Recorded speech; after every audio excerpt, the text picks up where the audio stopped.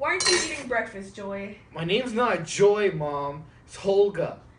Why would you change such a beautiful name to that? Oh, really? Do you remember this? Hello? Hello? Hey.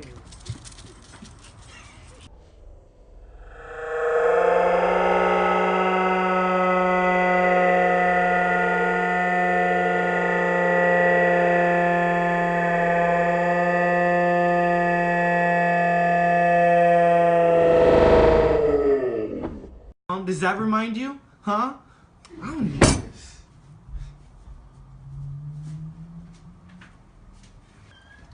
Good evening, Mrs. Cedars. It's Mrs. Hopewell. Oh, your mailbox there said Mrs. Cedars. What are you selling? Oh, I'm selling holy Bibles now. I see you don't have any in this household. Well, my daughter doesn't like them around because she's an atheist. That's no excuse, ma'am. Speaking of my daughter, here she is now.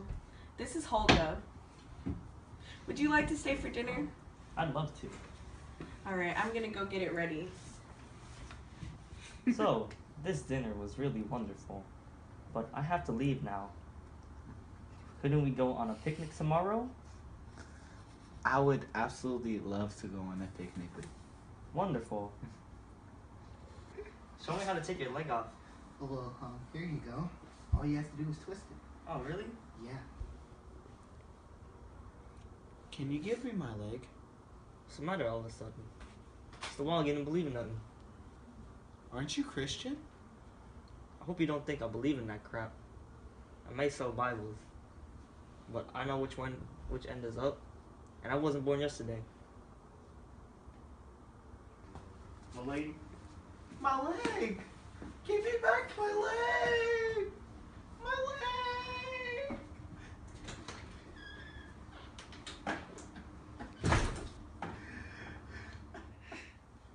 Oh, hey! Didn't see you there. Probably wondering what happened back there. To fully understand what happened, you would need to know the theme of the story. The story's theme is vulnerability. Come on in! Now we're going to talk about the literary devices used in the story. The literary devices used in the story are symbolism, metaphors, simile, irony, tone, and theme.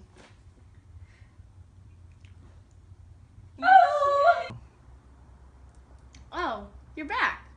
Hey, as I was saying, to fully understand the theme, you need to analyze the symbolism seen throughout the story. Her leg symbolizes her physical vulnerability.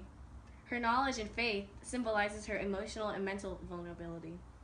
Holga, being atheist, made her vulnerable emotionally because she put her faith into philosophy rather than putting it into religion.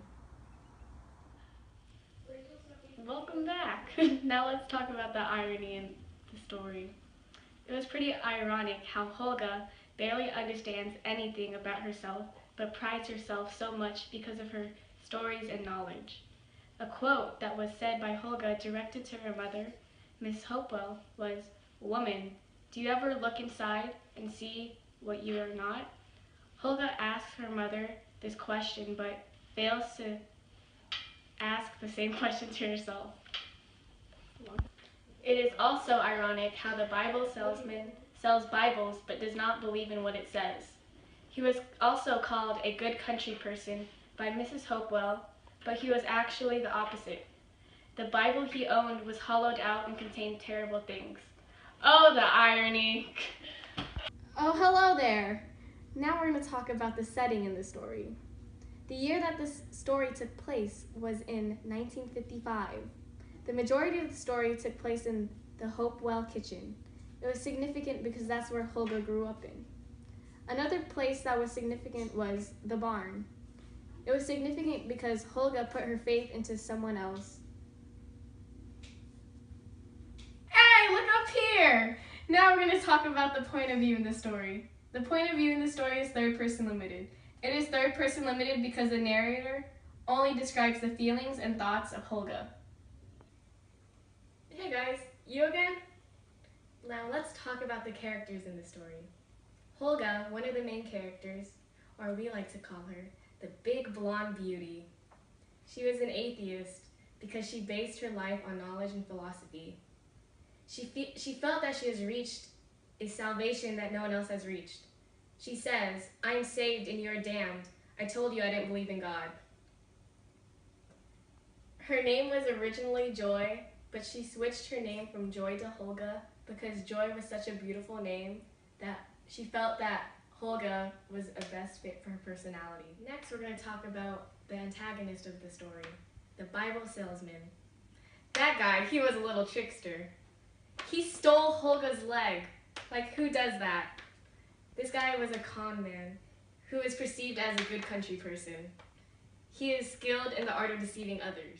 Next, we're going to talk about one of the supporting characters in the story, Mrs. Hopewell, a divorced single mother whose intentions were for the best, but only brought harm to Holga. Oh, it's you! Now we're going to talk about the tone in the story. The tone in the story was judgmental. It's judgmental because if the mother didn't judge the Bible salesman, then Holga wouldn't be in the situation that she was in. The introduction. Joy lost her leg in a hunting accident when she was 10 years old. She has a prosthetic leg. She changes her name to Holga when she is in her 20s. Holga has a doctoral degree in philosophy but lives at home due to a heart condition. Rising action. Mrs. Hopewell is getting dinner ready when a Bible salesman shows up and she invites him in for dinner. Holga likes him and he can tell. He asks Holga on a picnic date for the next day. The climax. The Bible salesman and Holga go on a picnic and he invites her to a barn, and they go. The Bible salesman seduces her and steals her prosthetic leg. The falling action. Holga is left sobbing while the Bible salesman leaves the barn with her prosthetic leg. In the end, the reader is left trying to figure out what happens to Holga. Alright guys, thank you for watching.